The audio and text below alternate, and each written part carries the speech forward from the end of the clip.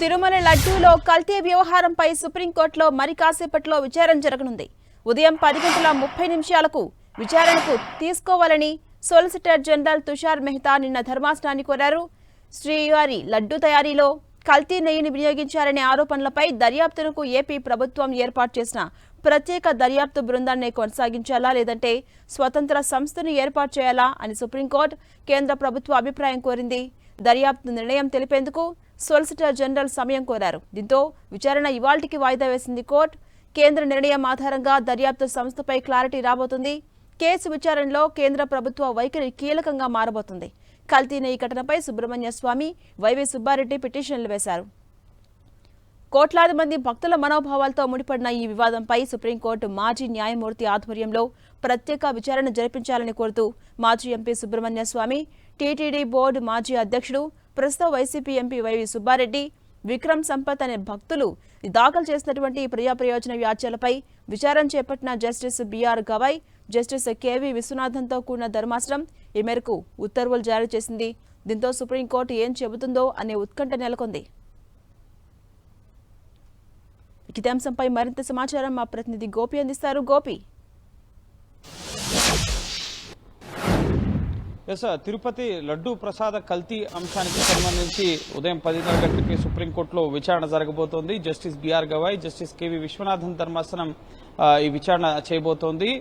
Additional ముఖ్యంగా సొలిసిటరీ general కేంద్ర ప్రభుత్వ తరపు న్యాయవాది ఈ లడ్డూ ప్రసాద కల్తీ వ్యవహారం పైన ఎవరు ఇన్వెస్టిగేట్ చేయాలి, రాష్ట్ర ప్రభుత్వం ఏర్పాటు చేసిన సిట్ ఇన్వెస్టిగేషన్ కొనసాగించాలా లేక స్వతంత్ర దర్యాప్తు సంస్థతో ఇన్వెస్టిగేషన్ జరపాలా అన్న అంశానికి సంబంధించి కేంద్రం తన నిర్ణయాన్ని ఈరోజు సుప్రీంకోర్టుకు తెలుపబోతోంది. కేంద్ర నిర్ణయం ఆధారంగా సుప్రీంకోర్టు ఈ అంశం పైన అసలు కల్తీ నెయ్యి తో ఇటు లడ్డూ ప్రసాదం తయారైందా అన్న అంశానికి సంబంధించి ఎవరు విచారణ కొనసాగించాలి అన్న అంశం పైన ఉత్తర్వులు ఇవ్వబోతుంది. అది రాష్ట్ర ప్రభుత్వం ఇప్పటికే ఏర్పాటు చేసిన సిట్ 1వ తేదీ నుంచి పనిచేయడం లేదు. కోర్టులో కేసున్న నేపథ్యంలో సిట్ ఏర్పాటైనప్పటికీ కూడా సెప్టెంబర్ 26వ తేదీన సిట్ ఏర్పాటు అవడం జరిగింది. సో 2 రోజులు ఇన్వెస్టిగేషన్ కూడా చేశారు. తిరుమల వెళ్లారు, టీటీడీ అధికారులను వీరందరినీ కూడా ఇన్వెస్టిగేట్ కూడా చేశారు. కానీ సుప్రీంకోర్టులో కేసు విచారణ అయిన తర్వాత కేంద్ర ప్రభుత్వం సలహా కోరిన తర్వాత రాష్ట్ర ప్రభుత్వం ఏర్పాటు చేసిన సిట్ ఇన్వెస్టిగేషన్ ని నిలుపుదల చేయడం జరిగింది. సో ఈ రోజు సుప్రీంకోర్టులో జరిగే విచారణ అలాగే ఇచ్చే ఉత్తర్వుల ఆధారంగా తదుపరి కల్తీ నెయ్యి ద్వారా లడ్డూ తయారీ జరిగిందా, భక్తుల మనోభావాలకు భంగం వాటిల్లే విధంగా ముఖ్యంగా గతంలో టీటీడీ నిర్వాహకులు కానీ అలాగే అధికారులు కానీ నిర్లక్ష్యంగా వ్యవహరించారు. వీటన్నిటికి సంబంధించిన విషయాలు కూడా జరగబోయే ఇన్వెస్టిగేషన్ ఆధారంగా వెలుగులోకి వచ్చే అవకాశం ఉంటుంది. సో ఈ రోజు రాష్ట్ర ప్రభుత్వం తరఫున ముకుల్ రోహత్గి వాదనలు వినిపించబోతున్నారు. అలాగే టీటీడీ బోర్డు తరఫున సిద్ధార్థ్ లూత్రా వాదనలు వినిపించబోతున్నారు. ప్రధానంగా లడ్డూ కల్తీ జరిగింది. జూలై 6 అలాగే 12వ తేదీలో వచ్చిన ట్యాంకర్లలో కల్తీ నెయ్యిని గుర్తించాం.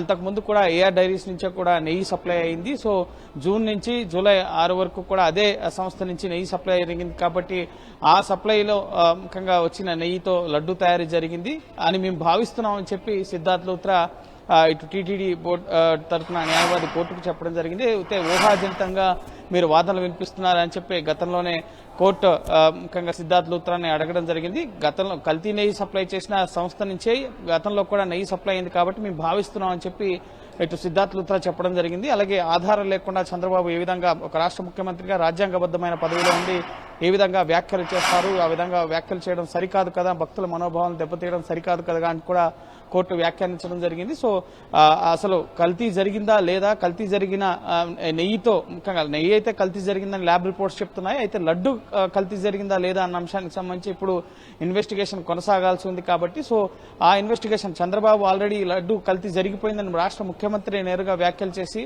ఇప్పుడు సిట్ ఏర్పాటు చేసి ముఖ్యంగా సిట్ ఇన్వెస్టిగేషన్ లో అధికారులు ముఖ్యమంత్రిని కాదని చెప్పి ఇటు లడ్డు కల్తీ జరగలేదని చెప్పి ఏ విధంగా నివేదిక ఇస్తారన్న అనుమానాన్ని కూడా కోర్టు గత విచారణలో అభిప్రాయపడిన పరిస్థితి ఉంది. సో ఇటు పిటిషనర్లు కూడా రాష్ట్ర ప్రభుత్వం ముఖ్యమంత్రి నేరుగా లడ్డు కల్తీ అయిందని చెప్పి ఇప్పుడు సిట్ ఇన్వెస్టిగేషన్ వేస్తే వారికి అనుగుణంగానే నివేదిక వస్తుంది, కానీ వాస్తవాలు బయటకు రావు కదా. అందుకే సుప్రీంకోర్టు పర్యవేక్షణలో ఈ లడ్డూ కల్తీ వ్యవహారం పైన నిపుణుల కమిటీతో దర్యాప్తు జరగాలని చెప్పి వైవి సుబ్బారెడ్డి కానీ, సుబ్రహ్మణ్య స్వామి కానీ, అలాగే ఇటు ఆధ్యాత్మికవేత్త దుష్యంత్ కానీ అలాగే సుదర్శన్ టీవీ ఎడిటర్ సురేష్ ఖండేరావు చవాన్ కే కానీ ఈ విధంగా 4 పిటిషన్లు ఈరోజు విచారణకు రాబోతున్నాయి. మరొక పిటిషన్ కేఏ పాల్ కూడా ఇంట్రీమ్ అప్లికేషన్ వేశారు.